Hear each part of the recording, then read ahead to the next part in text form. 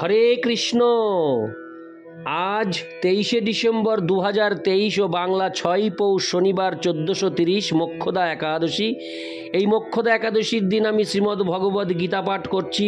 আজ আমি পাঠ করছি শ্রীমদ্ ভগবদ গীতার অষ্টাদশ অধ্যায় মোক্ষ যোগের শ্লোক 19, 20, 21, 22, 23 ও 24।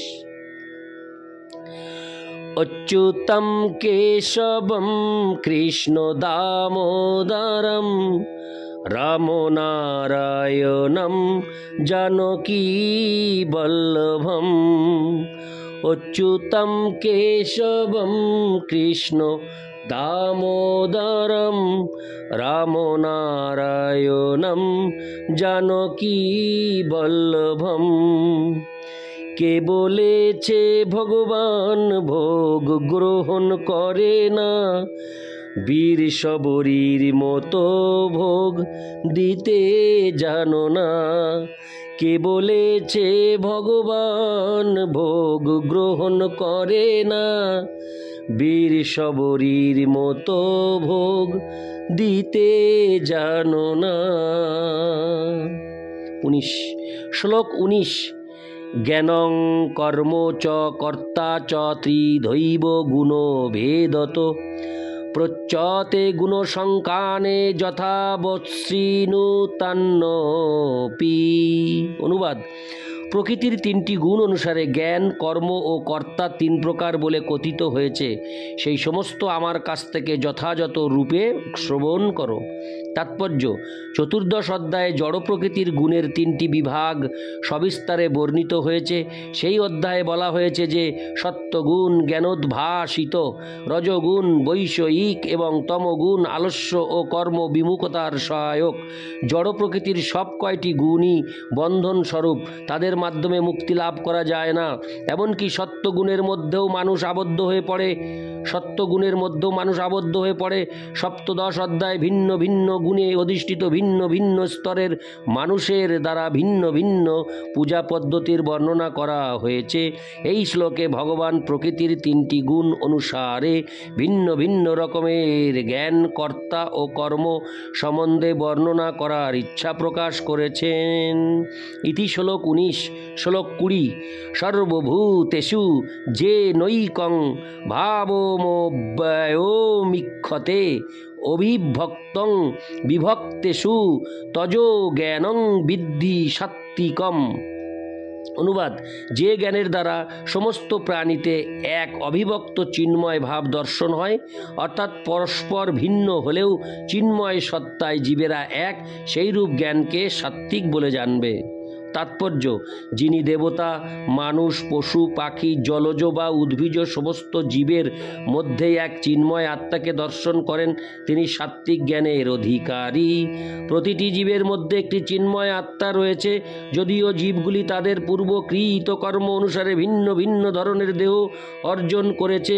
সপ্তম অধ্যায়ের বর্ণনা অনুযায়ী পরমেশ্বর ভগবানের পরা প্রকৃতি বা উৎকৃষ্টা শক্তি থেকেই প্রত্যেক জীবের দেহে জীবনী শক্তির প্রকাশ ঘটে। এভাবে প্রতিটি জীব দেহে জীবনী শক্তি স্বরূপ এক উৎকৃষ্টা পরা প্রকৃতিকে দর্শন করাই সাত্ত্বিক দর্শন। দেহ বিনাশশীল হলেও সেই জীবনী শক্তিটি অবিনশ্বর। জড়দেহের পরিপ্রেক্ষিতেই তারা বিভিন্ন রূপে প্রতিভাত হয়। যেহেতু বদ্ধ জীবনে জড় অস্তিত্বের নানা রকম রূপ আছে, তাই জীবনী শক্তিকে ওইভাবে বহুধা বিভক্ত বলে মনে হয়। এই ধরনের নির্বিশেষ জ্ঞান আত্মোপলব্ধিরই একটি অঙ্গ। ইতি শ্লোক 20। শ্লোক 21। পৃথকত্বেন তু যজ্ঞানং নানা ভাবান পৃথগবিধান বেত্তি সর্বেষু ভূতেষু তজো জ্ঞানং বিদ্ধি রাজসম।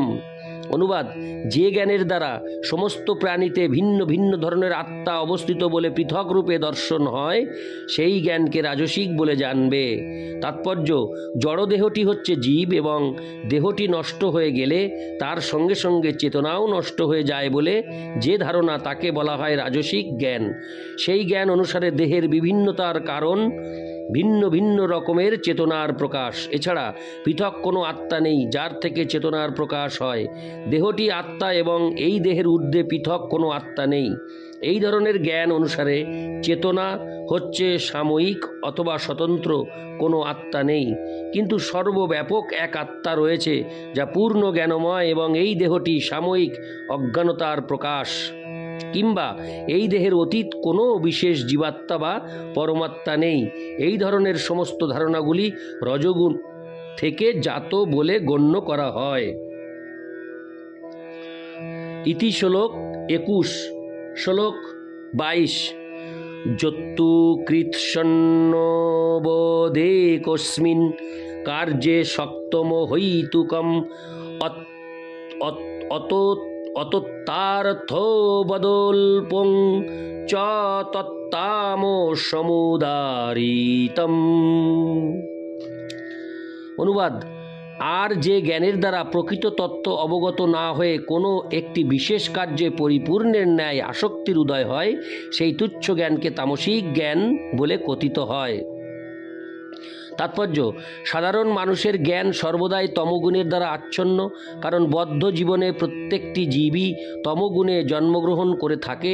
যার জ্ঞান নির্ভরযোগ্য সূক্ষ্ম বা শাস্ত্রীয় অনুশাসন মতে বিকাশ লাভ করেনি, তার সেই জ্ঞান দেহের মধ্যেই সীমাবদ্ধ।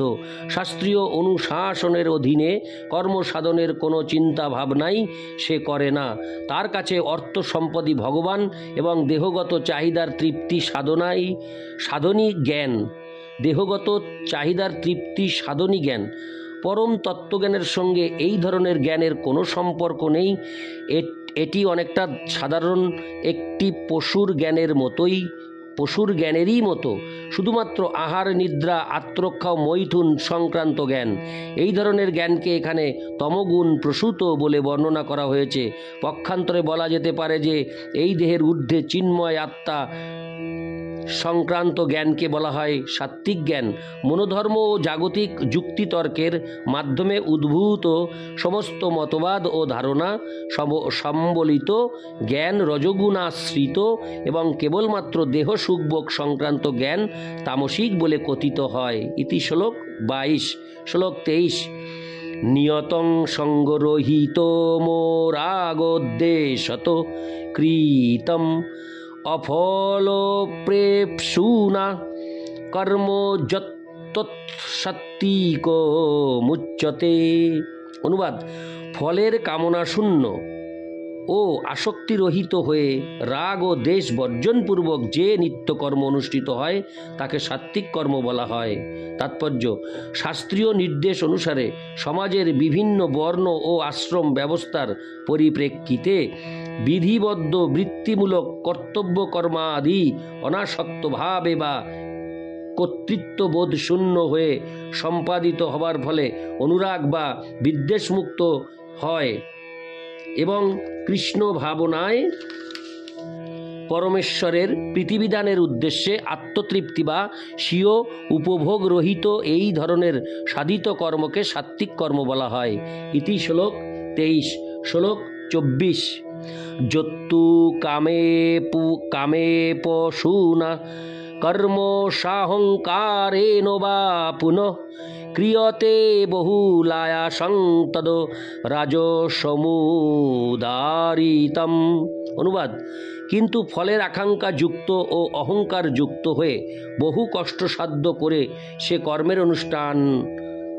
কর্মের অনুষ্ঠান হয়, সেই কর্ম রাজসিক বলে অভিহিত হয়। ইতি শ্লোক 24।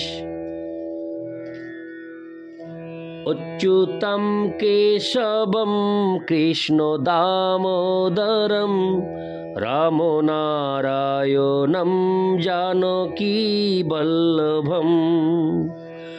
অচ্যুতম কেশবম কৃষ্ণ দামোদরম রাম নারায়ণম জানকী বল্লভম। হরে কৃষ্ণ।